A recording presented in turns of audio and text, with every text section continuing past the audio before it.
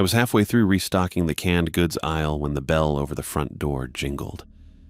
I looked up to see a woman I didn't recognize standing just inside the entrance, glancing around with that particular look people get when they're in an unfamiliar place. She held a folded piece of paper in one hand and kept tucking her hair behind her ear with the other. The new elementary school teacher. I'd heard she arrived in town last week, but this was my first time seeing her in person. She wore a simple blue dress and practical shoes, sensible for someone who'd be on their feet all day with kids. Oscar caught my eye from behind the register and nodded toward her. "Jorge, can you help the lady out? I need to finish these invoices." I set down the can of beans I'd been holding and walked over to her. "Hi there. Can I help you find something?" She looked relieved. "Yes, please. I'm Annie Hansen, the new teacher at Millbrook Elementary. The school gave me this supply list, but I'm not sure where to find half these things." She handed me the paper. "Nice to meet you, Annie. I'm Jorge Stark. Let me show you around." I led her through the store, grabbing items from her list: construction paper, markers, glue sticks, and other classroom supplies. She followed close behind, asking questions about the store layout. "How long have you worked here?" she asked as I reached up to grab a pack of colored pencils from a high shelf. "About 6 years now. My dad worked here when he was my age, too. Henderson's is kind of a family tradition." She smiled. "That's nice. I like towns with traditions." That was my opening. As we walked toward the checkout counter, I cleared my throat. "Speaking of traditions, there are some things about Millbrook you should probably know." "Oh?" She looked interested rather than annoyed, which was a good sign. "Yeah. We have these 5 rules everyone follows. They might sound strange, but they're important." I started ringing up her items while I explained. "Rule 1, never walk in the woods after dark, not even a few steps in." Annie nodded, taking this seriously. "Is it because of wild animals?" "Something like that," I said, not wanting to scare her with too much detail too soon. "Rule 2, if you see a white deer, don't move or make any noise until it leaves." "A white deer? Like an albino?" "Exactly. They're rare, but they show up around here more than you'd expect." She looked thoughtful. "That's odd. What's rule 3? If a stranger is too friendly, especially if they smile too much or wave too enthusiastically, avoid them completely." Annie raised her eyebrows.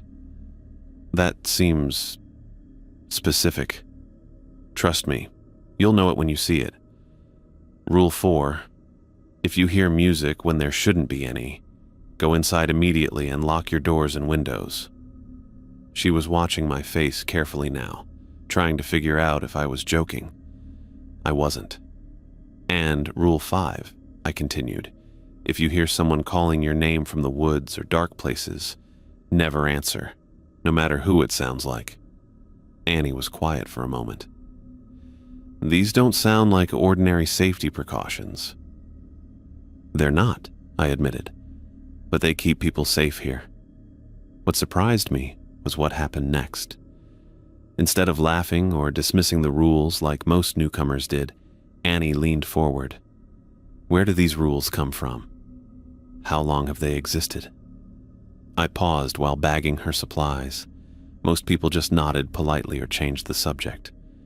"They go back generations. My grandfather taught them to my father, who taught them to me." "Have you seen what happens when people break them?" I nodded slowly. "Yes." "All of them? Enough to know they're real?"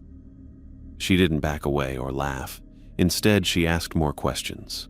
Thoughtful ones about the history of the town, whether the rules were the same in neighboring communities, if they changed over time. I found myself telling her more than I usually shared with newcomers. When I finished ringing up her purchases, I found myself saying, "If you need anything else for the classroom, I can deliver it to the school. Save you a trip." "That's really kind of you, Jorge. I might take you up on that." I carried her bags to the door. As she left, I watched through the window as she walked down the sidewalk. When she came to the corner where the sidewalk ran close to the edge of the woods, she deliberately crossed to the other side of the street, giving the tree line a wide berth, even though it was the middle of the day. "She seems nice," Oscar said, coming up behind me. "Yeah," I agreed, still watching Annie through the window. "Pretty too," Oscar added with a knowing smile. I ignored that comment.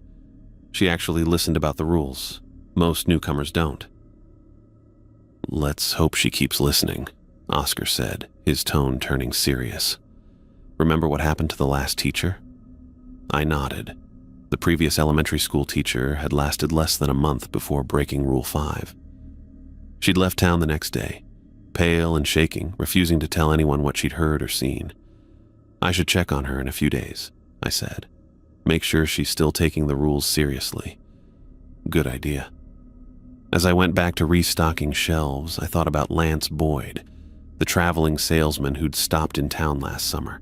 He'd laughed when I told him the rules, called us superstitious country folk, right to my face.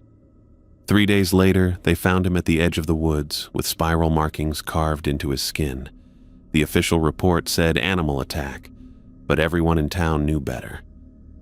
The phone's shrill ring cut through the quiet evening. I had just finished washing dinner dishes and was settling in with a book when the sound startled me. Late calls in Millbrook usually meant trouble. "Hello?" I answered, hearing nothing but shaky breathing on the other end for several seconds. "Jorge?" Annie's voice finally came through, trembling and thin. "Something's wrong.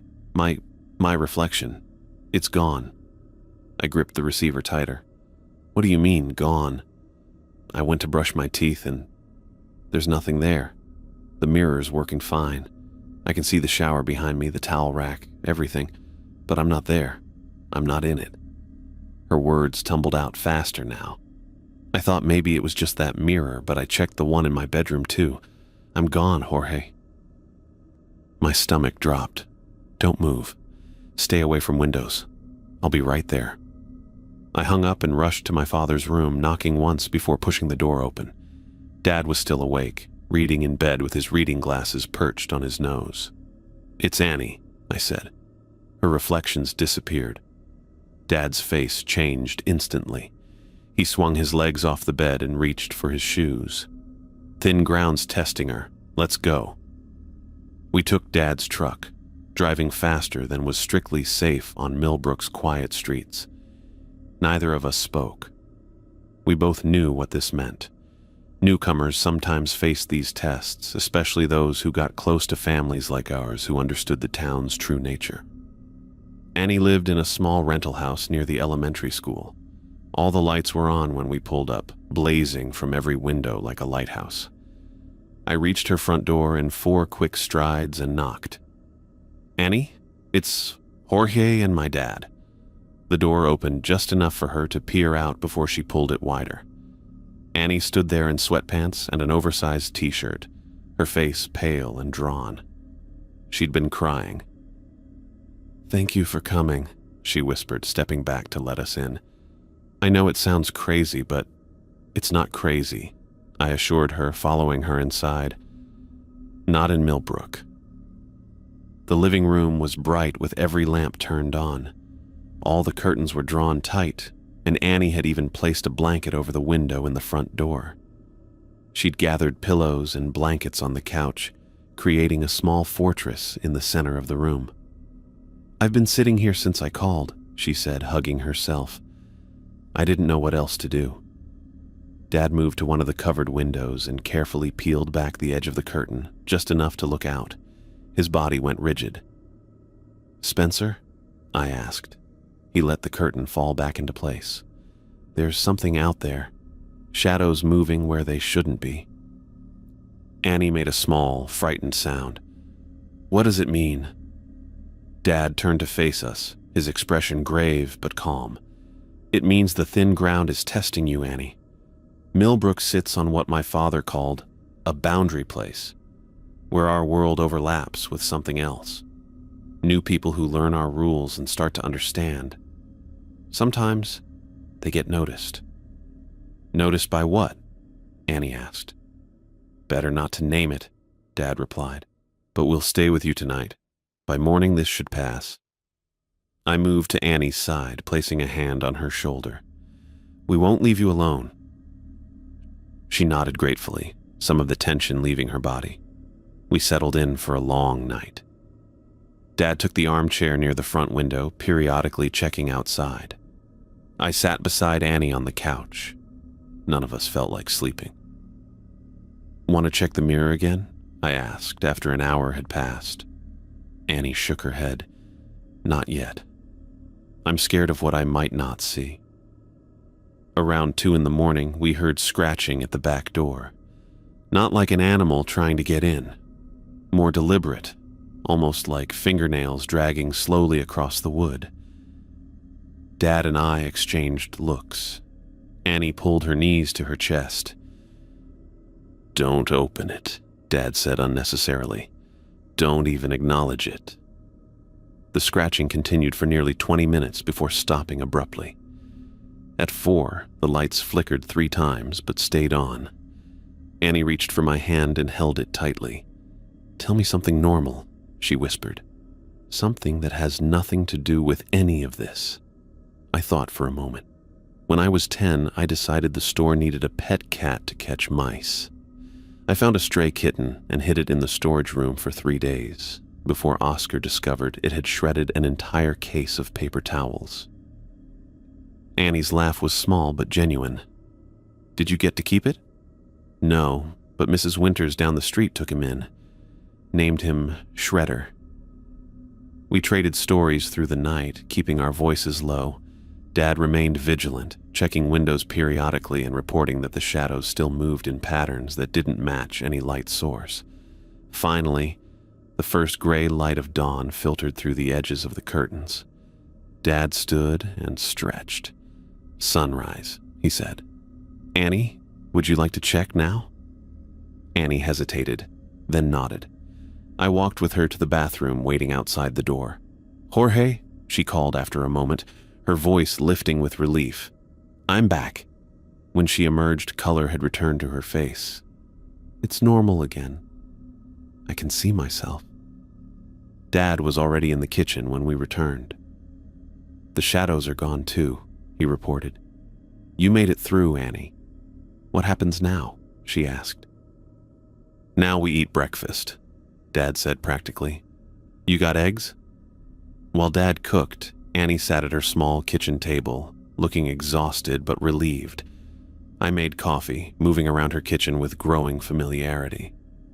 I should tell you something, Annie said quietly as I set a mug in front of her. Last week, I almost broke Rule 2. I paused. The white deer? She nodded. I was supervising recess and saw one at the edge of the playground. I started walking toward it. I don't even know why. Then I remembered what you told me and stopped. It watched me for a minute, then disappeared back into the trees. You did the right thing, I said, feeling a wave of protectiveness. The rules matter, Annie. They keep people safe. I know that now, she said, wrapping her hands around the warm mug. I really know. Dad set plates of scrambled eggs in front of us. The Thompson family, Jorge's mother's side, they've been keeping these rules alive for generations. My father-in-law made sure I understood them when I married into the family. I want to learn more, Annie said, about the town, the rules, all of it. I'll teach you, I promised, everything I know. After breakfast, with sunlight now streaming through the windows, the night's events felt almost dreamlike.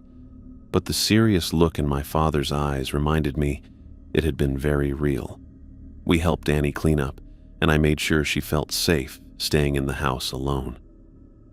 Call if anything else happens, I told her. Anything at all. I will, she said, looking steadier now. Thank you both for coming. Outside, as we walked toward Dad's truck, I spotted someone watching us from across the street. Roger Ford stood on the sidewalk, smiling broadly. When he saw me notice him, his smile widened even further. Too wide, too eager, and he waved with exaggerated enthusiasm. Rule 3 flashed in my mind.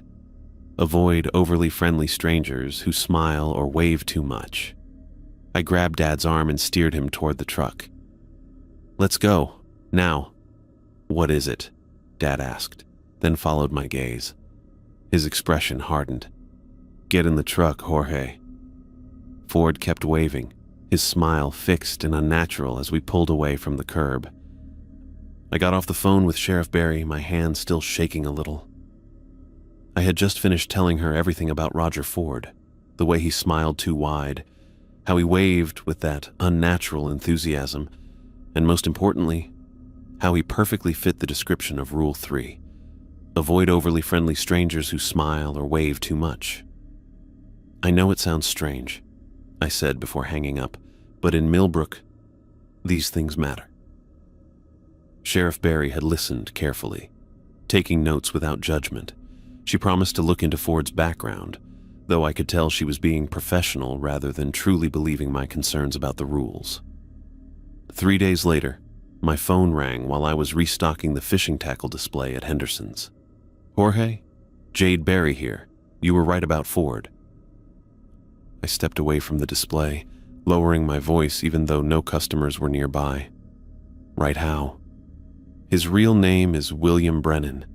He's wanted in 3 counties across Montana and Idaho for running confidence schemes on elderly residents. Apparently, he moves into small towns, gets friendly with vulnerable seniors, and then cleans out their bank accounts." A chill ran through me that had nothing to do with the store's air conditioning. "Has he hurt anyone here?" "Not yet. We picked him up this morning. Found fake IDs, credit card skimmers, and documentation on at least 4 of our older residents. You might have saved Mrs. Holloway from losing her life savings." After hanging up, I leaned against the counter, relief washing over me. The rules had protected us again. This time it wasn't anything supernatural, just a garden variety criminal, but Rule 3 had still kept us safe. Oscar noticed my expression and raised an eyebrow. "That con artist, Ford, or Brennan actually, Sheriff Barry just arrested him." Oscar nodded, unsurprised. "The rules don't distinguish between human predators and the other kind. They just keep us safe." I spent the rest of my shift feeling validated. The other employees had noticed Ford's excessive friendliness too, but I was the one who took it seriously enough to call the sheriff.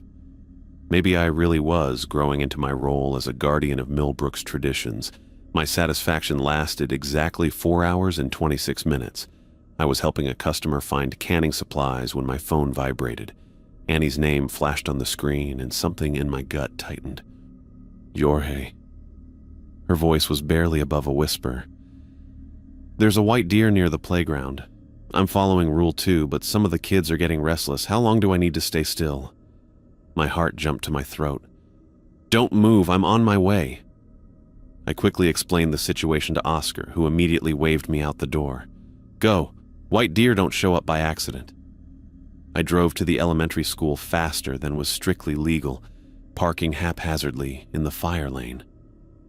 The playground was visible from the parking lot, a flat expanse of equipment and wood chips bordered by the beginning of the forest that surrounded most of Millbrook.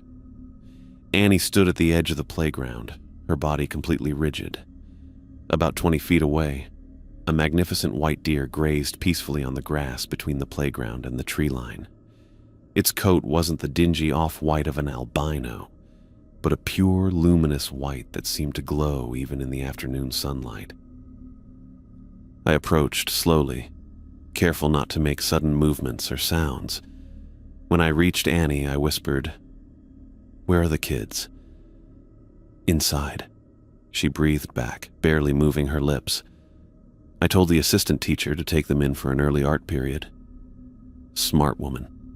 I stood beside her, adopting the same frozen posture, and we watched the deer together. It was larger than normal deer, its antlers spreading in an impressive rack that seemed to catch the light in unusual ways. "How long has it been here?"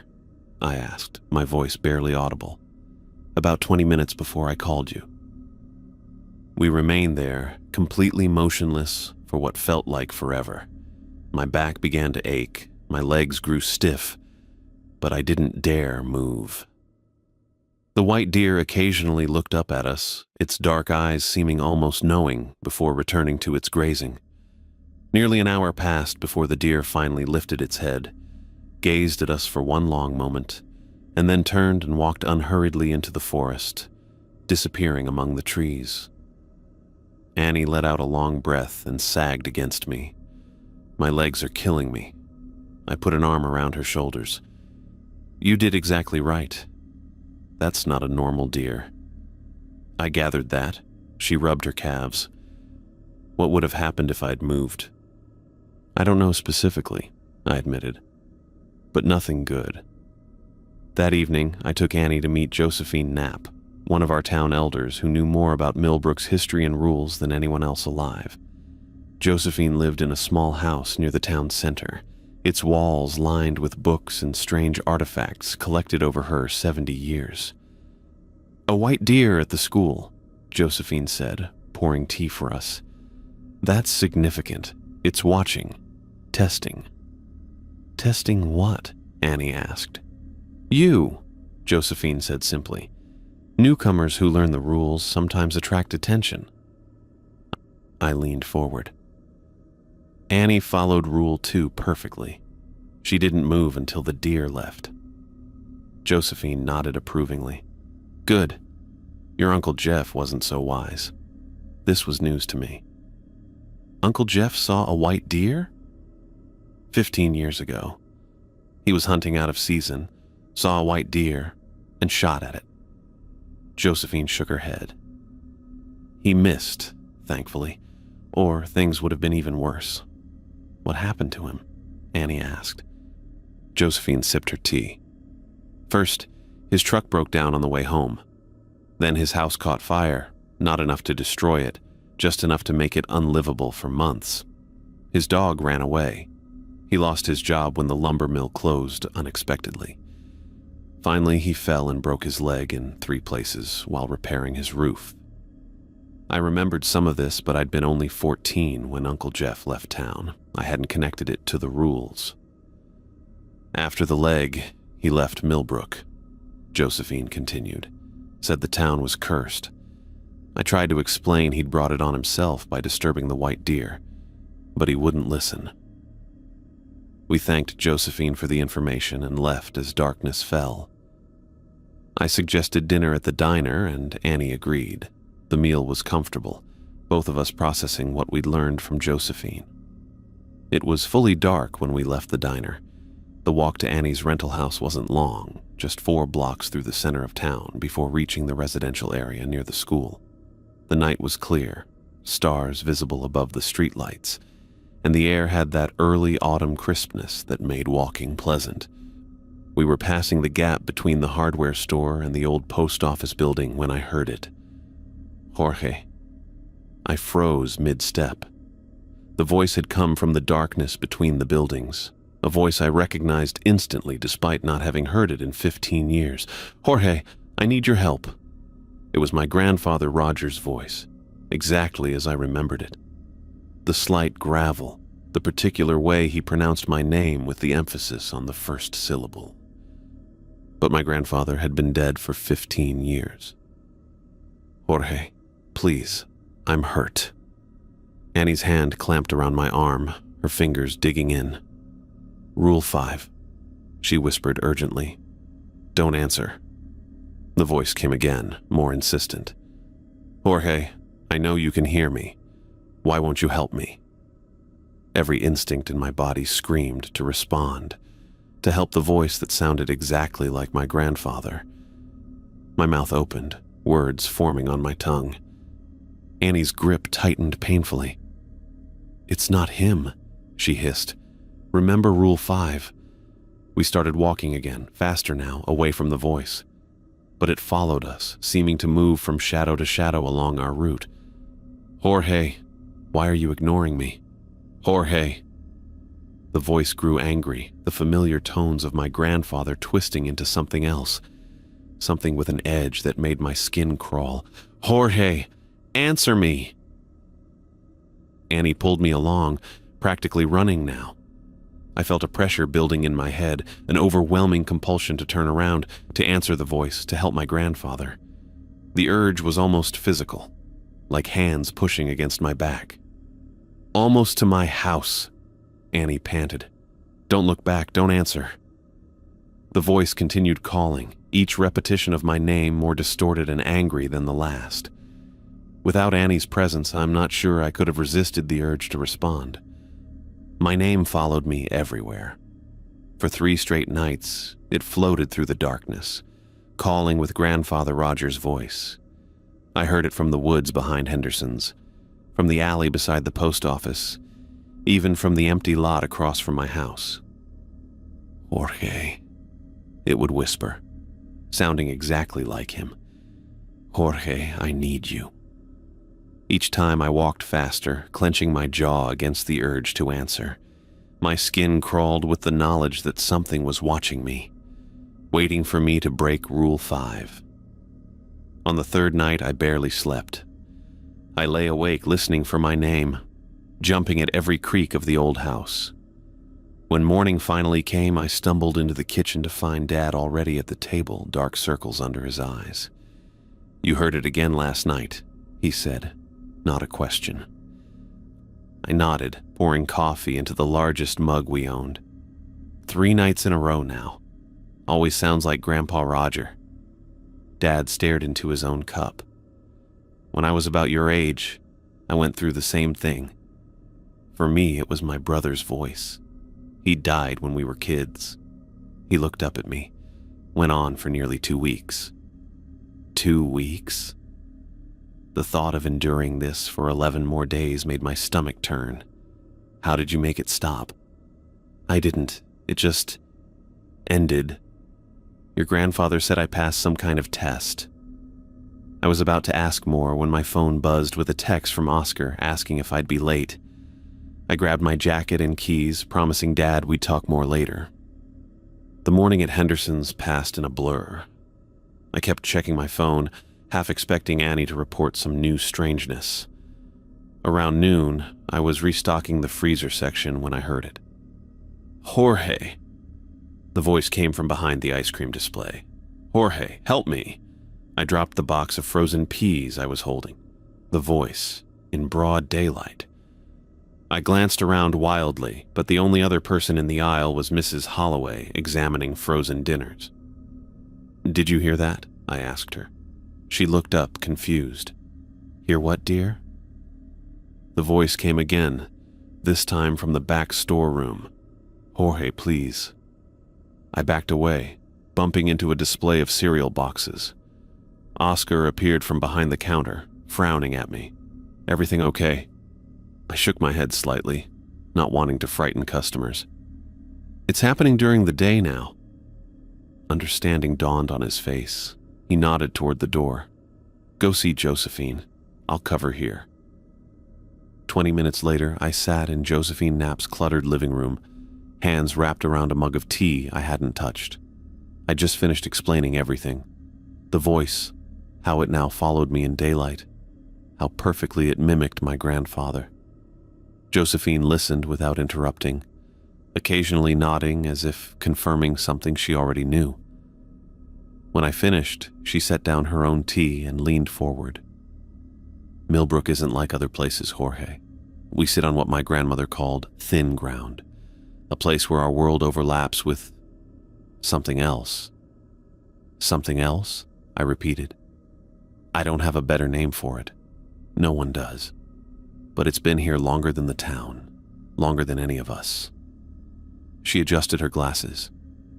"The rules exist because people noticed patterns, what attracted attention from the other side, and what kept us safe."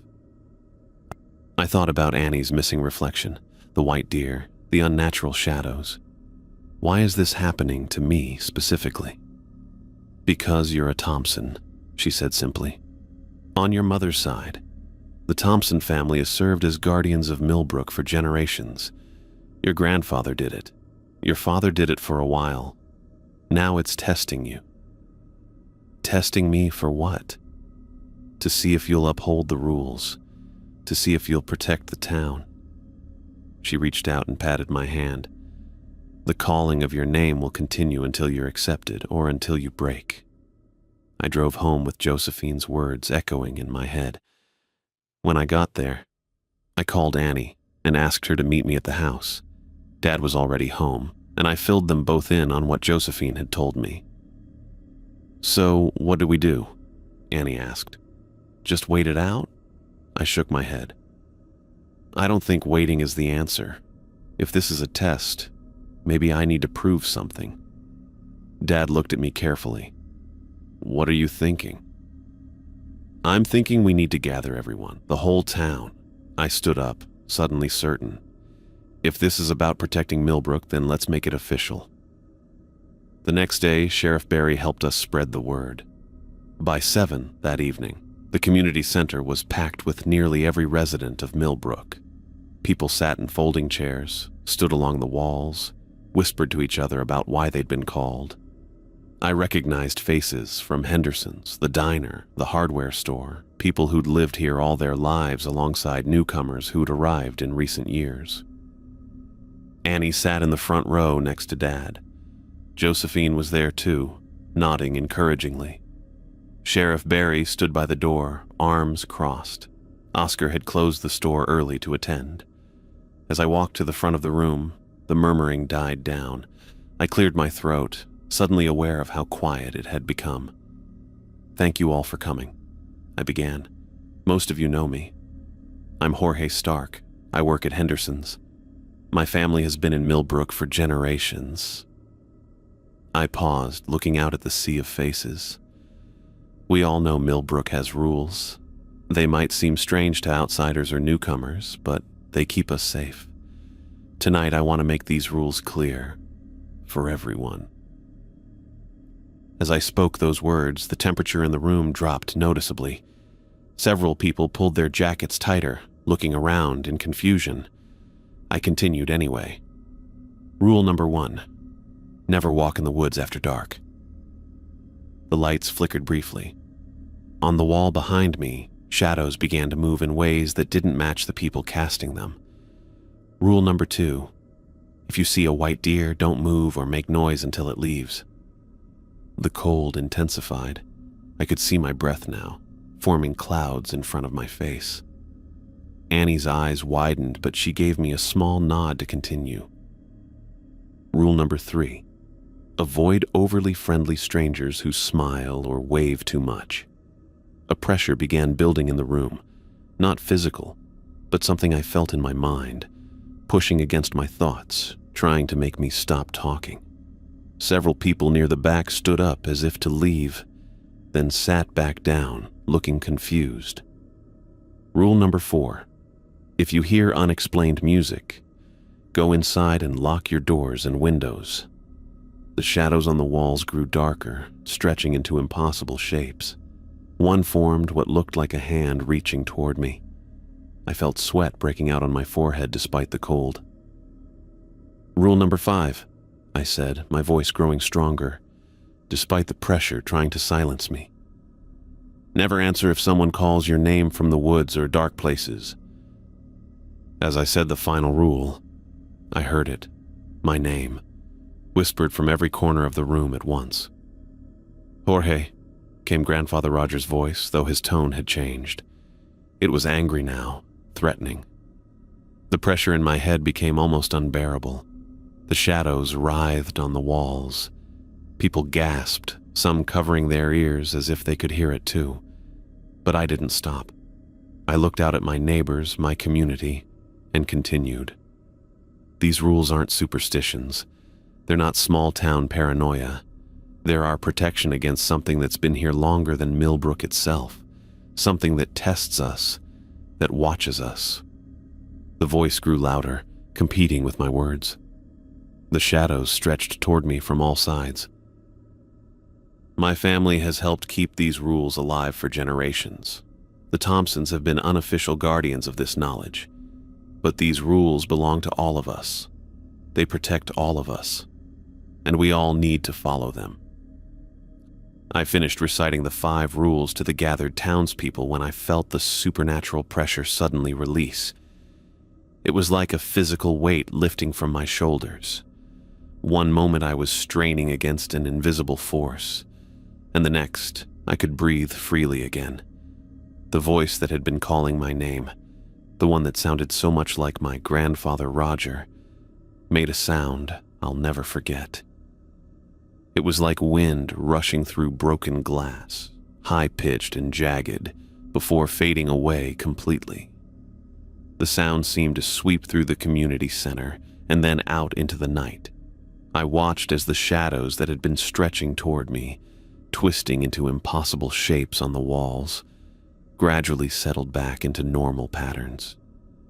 The room temperature, which had dropped so dramatically that people were huddled in their jackets with visible breath, began to warm.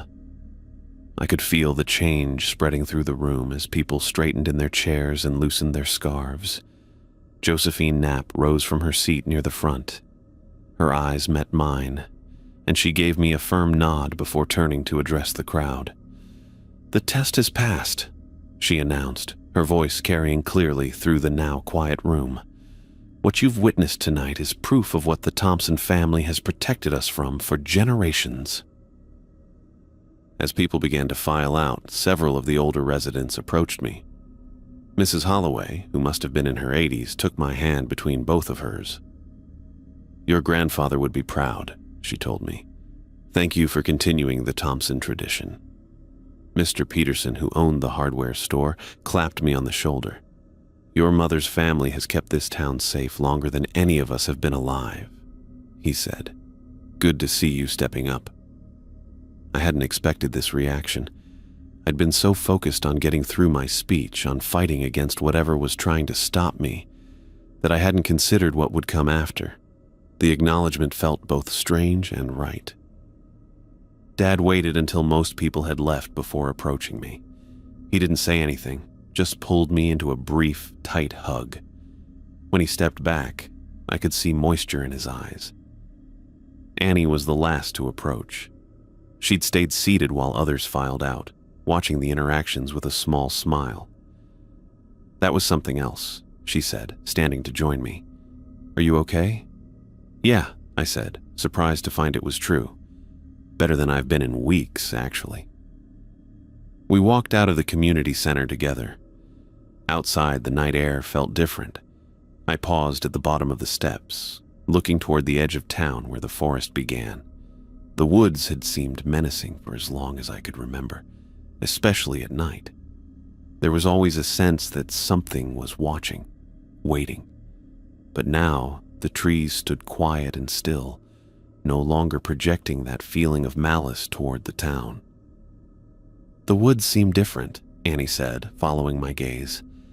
"You feel it too?" I asked. "Less angry," she said, searching for the right word. "Like whatever was there has backed off." Dad drove us home, and for the first time in weeks, I went to bed without dreading what I might hear in the darkness. No whispers came from the corners of my room. No voice called my name from outside my window. I slept deeply and dreamlessly until morning light filtered through my curtains. When I made my way to the kitchen, Dad was already gone. He'd left a note saying he'd headed out early to help the Wilsons with a plumbing issue. I made a quick breakfast and headed to Henderson's, arriving earlier than usual. I was surprised to find Oscar already there, along with several other townspeople who normally wouldn't show up until later in the day. Oscar was brewing a pot of coffee behind the counter, while Mrs. Peterson and the Franklin brothers sat at the small table we kept near the window. "Morning," I said, hanging my jacket on the hook by the door. "There he is," Oscar said, looking up with a grin. "Sleep well?" "Actually, yeah. Better than I have in a while." "Same here," Mrs. Peterson said. "First night in weeks I didn't wake up to strange noises outside my window." The Franklin brothers nodded in agreement. "Whole town slept better last night," Oscar said, pouring coffee into mugs. "Sheriff Barry called this morning, said the night shift was the quietest it's been all year. Not a single call about strange sounds or shadows." As I helped Oscar open the store, more people dropped by, all with similar stories. They'd slept peacefully. The strange occurrences that had been plaguing Millbrook Unexplained knocking, whispers from empty rooms, shadows moving against the light, had stopped. I was restocking the front display when Annie pushed through the door, carrying 2 coffee cups from the diner down the street. "Thought you might need this," she said, handing me one, though it looks like Oscar beat me to it. "More coffee is always welcome," I said, taking the cup gratefully. We moved to a quiet corner of the store while Oscar helped a customer. "I've been thinking," Annie said, her voice low. "What you did last night was important, but there's something else we should do." "What's that?" "Document the rules properly for future generations." She looked at me intently. "Your grandfather passed them to your father, who passed them to you, but what if we created a formal record? Something that explains not just the rules, but why they matter, what happens when they're broken. Real examples like your Uncle Jeff and the white deer." I considered her suggestion. The Thompson family had always passed the rules down orally, from one generation to the next. But Annie was right. A written record would ensure nothing was lost or forgotten. "That's a good idea," I said. "We could talk to Josephine, see if she knows more about the history, and there might be other families in town with stories we don't know about." Annie smiled, clearly pleased I'd agreed with her suggestion. "I think it's important," she said. "These rules have protected Millbrook for generations. They should be preserved." I nodded, feeling the weight of my family's legacy settle more comfortably on my shoulders. I'd truly inherited the role of guardian, not just of the rules themselves, but of the town's safety. And for the first time, that responsibility didn't feel like a burden. It felt right. I spent the next several months working with Annie and Josephine to document Millbrook's 5 rules. What started as a simple project grew into something much more meaningful than I'd expected. We established a routine: Tuesday and Thursday evenings at Josephine's house, surrounded by her collection of local artifacts and historical records, and Saturday mornings interviewing town elders. Annie brought a teachers' organization to our efforts. She created files for each rule, subcategorized by decades, with cross-references to specific incidents. Her kitchen table disappeared under stacks of notes and recordings. I'd never seen someone take to Millbrook's peculiarities with such dedication.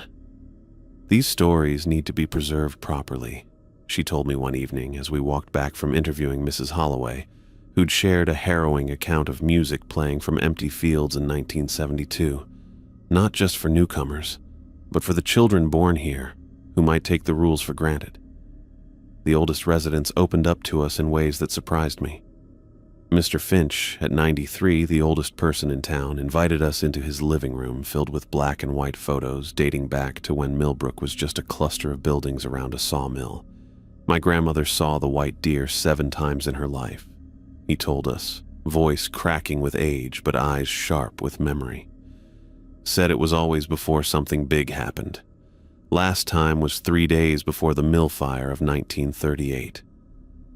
Each interview revealed patterns I'd never noticed growing up. The supernatural tests came in cycles, intensifying every few decades before subsiding again.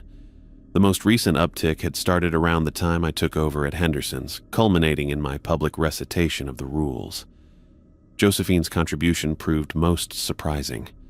On a cool autumn day, she led us to a series of caves in the hillside beyond the North Woods, accessible only by a narrow trail that wound between ancient oak trees. "The Thompson family weren't the first guardians," she explained as we followed her surprisingly spry pace up the path. "They were simply the ones who understood the importance of maintaining the knowledge." Inside the main cave, she shined her flashlight on a series of markings etched into the stone wall. The symbols looked nothing like English, yet contained distinct patterns that repeated in 5 separate groupings. "These date back at least 500 years, Josephine said, "made by people who lived here long before Millbrook existed." Annie traced the symbols with her fingertips. "And they match our 5 rules?" "Almost exactly," Josephine confirmed.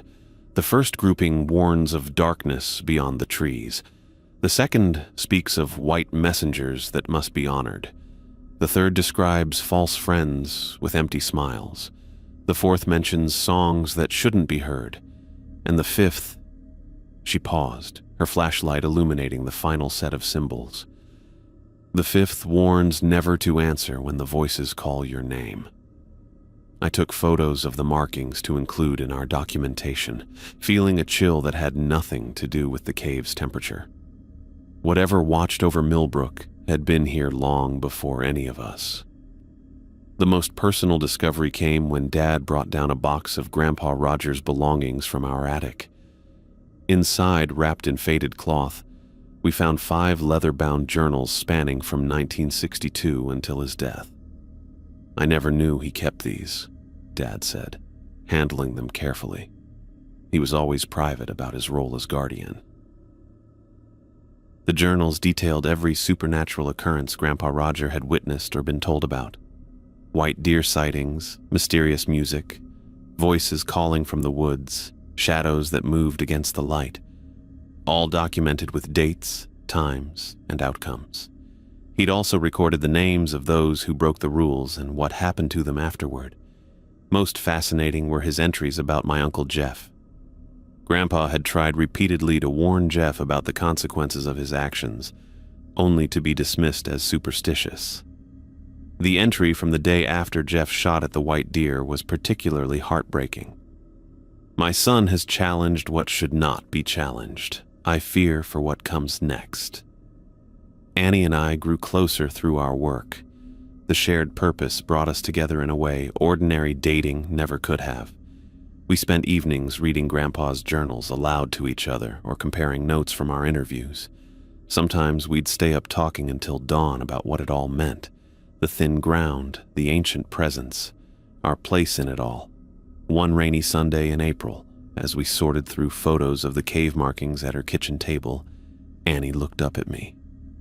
"I've been thinking," she said, tucking her hair behind her ear the way she had that first day in Henderson's. "My lease is up next month, and we're spending almost every night together anyway." I felt a smile spread across my face. "Are you asking to move in with me?" "Only if you're asking me to," she replied with a matching smile. 2 weeks later, we moved her things into my house. Dad helped carry boxes, commenting only once that my mother would have liked Annie. Coming from him, it was the highest compliment possible. We settled into a comfortable routine.